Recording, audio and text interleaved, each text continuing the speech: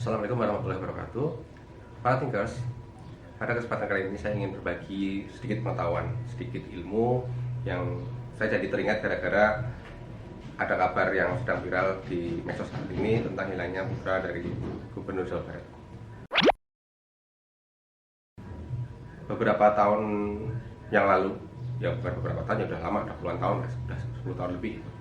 Ketika saya mencari apa ini judul yang cocok untuk skripsi itu, saya sempat membaca-baca masalah sungai yang ada di Jerman. Jadi yang saya tangkap dari apa yang saya baca-baca itu adalah ternyata tren di Indonesia yang saat itu sedang gemar atau gencar-gencarnya membangun sungainya dibeton itu, kanan kirinya dibikin kanal macam-macam itu. Ternyata di Jerman sudah mulai ada kecenderungan untuk mengembalikan sungai-sungai yang sudah terbangun tadi, yang sudah dibeton macam-macam itu, dikembalikan ke bentuk yang seperti semula, bentuk alaminya seperti apa gitu. Ya waktu itu kalau tidak salah namanya adalah naturalisasi atau apa ya, kalau tidak salah saya lupa. Tapi yang jelas mereka itu mulai menyadari tentang akibat ketika sungai-sungai itu dibangun. Salah satu yang paling dapat kita lihat ketika sungai itu dibeton adalah harusnya menjadi deras, karena ya kita bayangkan saja bahwa air itu kemudian dialirkan melalui kanal, melalui saluran yang disitu sudah halus kayak geseknya, kemudian dapat dikatakan sudah mengecil gitu ya, kayak gesek antara antara air dengan dindingnya. Sementara kalau dia masih alami, itu disitu masih ada geomorfologi dari dari dasar sungainya, dari dinding sungainya masih nggak rata lah gitu. Jadi masih ada gesekan-gesekan dengan air itu, sehingga masih terjadi gaya gesek yang itu membuat aliran itu tidak kemudian langsung deras, langsung menuju ke satu tempat dengan cara yang ya seperti mobil naik di jalan tol lah, ngebut itu kan.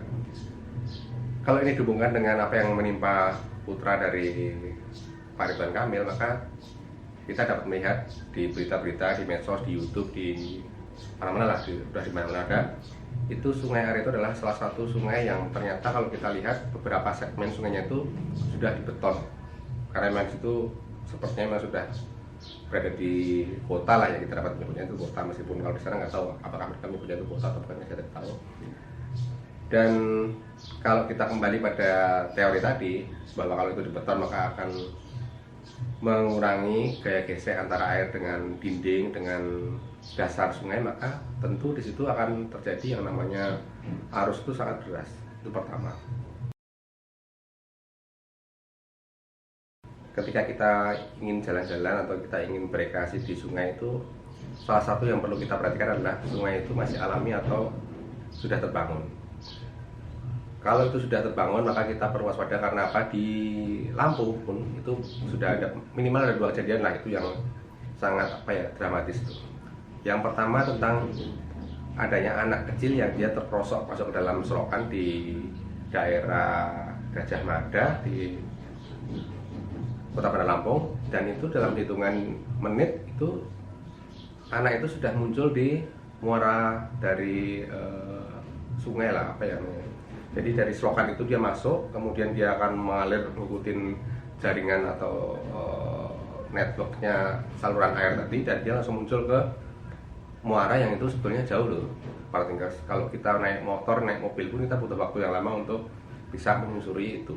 Tapi ternyata waktu itu hujan deras, kemudian air itu sudah masuk ke got, saluran air itu mungkin penuh kali ya, dan itu saya yakin karena tadi itu kalau saya meyakini dari teori tadi, maka saya yakin di situ arusnya juga deras, sehingga anak tadi langsung hilang, langsung meninggal, ketemu di pinggir pantai.